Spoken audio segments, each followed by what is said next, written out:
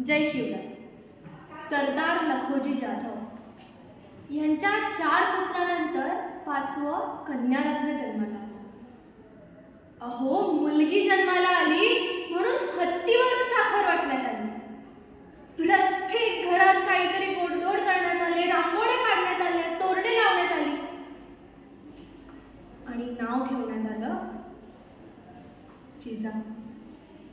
होय, त्याच जिजा ज्या अखंड स्वराज्यातील प्रत्येक आया बहिणींच्या, दीनदुबळ्यांच्या, अवघ्या रयतेच्या आऊसाहेब झाल्या, ज्यांनी स्वराज्याकरिता राजे घडवले। त्याच राजमाता, राष्ट्रमाता जिजाऊंना माझा कोटी कोटी प्रणाम, माझा कोटी कोटी प्रणाम। जास्त काही नाही हो, 350 वर्ष। 350 वर्षानंतरही ज्या युगप्रवर्तकाचं नुसतं नाव जरी घेतलं ना, तरी प्रत्येक व्यक्तीच्या अंगातील रक्त सळसळतं, नजरेत अंगारा निर्माण होऊन आपसुकच मुखातून छत्रपती शिवाजी महाराज की जय असा चित्तथरारक आवाज घुमतो। त्यावेळेस झोपलेला उठतो, उठलेला चालायला लागतो, चालणारा पळायला लागतो आणि पळणारा मरणाला न घाबरता फक्त आणि फक्त स्वराज्याकरता लढायला नव्हे तर मरायला देखील तयार होतो। अहो, या युगप्रवर्तकाचं नाव जरी कानावर पडलं ना, तरी गडिनीच्या पायाखालची जमीन सरकून जायची।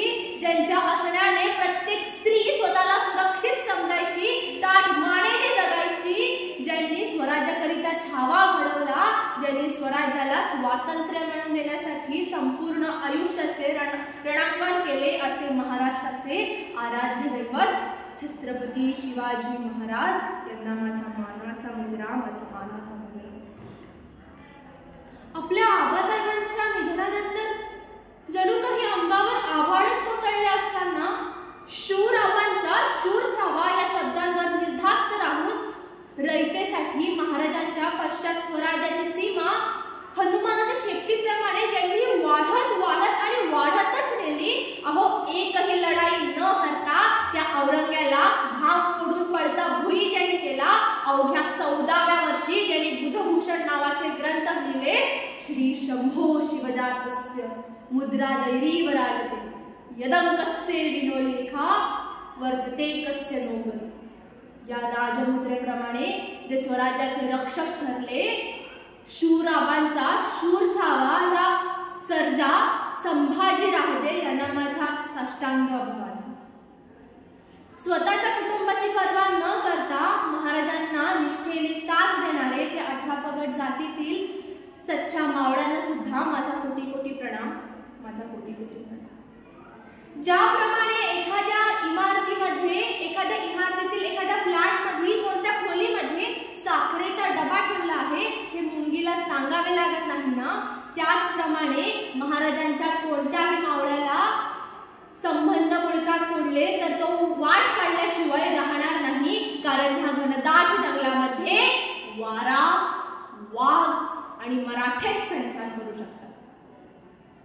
ज्याप्रमाणे एवढीशी मुंगी मूठभर साखर पस्त करून जाते ना, त्याचप्रमाणे त्याचप्रमाणे महाराजांचे मावळे बोटावर मोजणे इतकेच होते, पण त्यांनी मनभर मुघल पस्त केले। ही होती सर्व मावळ्यांची महाराजांप्रती निष्ठा। कोणतीही मोहीम घ्या हो, अगदी कोणतीही मोहीम घ्या, सर्व मावळे स्पर्धेतच महाराज मी फते करणार, महाराज मी फते करणार मोहीम। कोणीही घ्या हो, तानाजी घ्या, बाजी घ्या, यसाची घ्या, अगदी कोणीही घ्या, यो नुसता लढायला नाही तर स्वराज्याकरता मरायला देखील तयार होता। आता हे सर्व झालं कसं? संस्कारिल्या जीवनज्योती घडविले शिवछत्रपती, अन्यायाच्या जुलमात बुडाले सह्याद्रीचे कडे, धन्याची रास तुडवी यवळांचे घडे।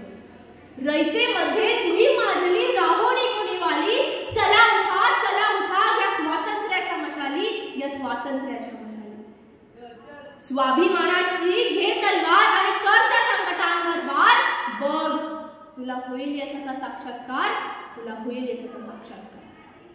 आऊसाहेब नेहमी म्हणायचे, तुम्हाला स्वराज्य कशासाठी निर्माण करायचं आहे? माझा मुलगा शिवबा राजा व्हावा म्हणून, त्यांनी सिंहासनावर विराजमान व्हावं म्हणून? तर नाही, बिलकुल नाही। जी ही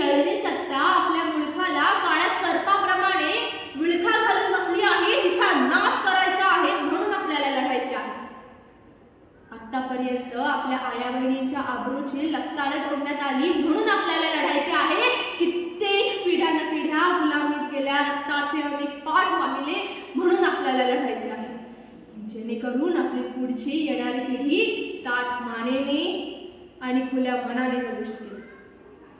ज्याप्रमाणे एखाद्या वाळवंटाला हिरवं रोपटं उगवून यावं ना, त्याचप्रमाणे जिजाऊंनी देवीकडे नवस केले की असा पुत्र माझ्या पोटी दे जो संबंध मुलूक स्वतंत्र करेल, अन्यायाच्या विरोधात लढेल.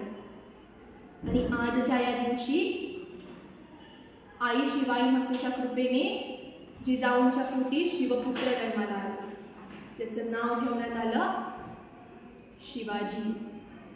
तेच शिवाजी महाराज ज्यांनी स्वराज्याकरिता, रयतेकरिता स्वतःच्या जीवनाशी जे घडले, ज्यांनी रयतेला स्वातंत्र्य मिळवून देण्यासाठी संपूर्ण आयुष्याचे रणांगण केले, जे आपल्या स्वराज्याचे महाराज ठरले.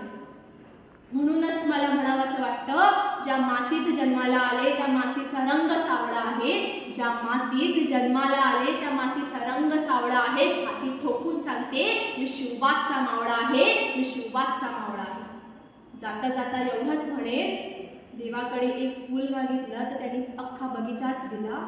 देवाकडे एक फूल मागितलं तर त्यांनी अख्खा बगीचाच दिला. देवाकडे एक घर मागितलं तर त्यांनी अख्खा राजवाडाच दिला. देवाकडे पिण्यासाठी पाणी मागितलं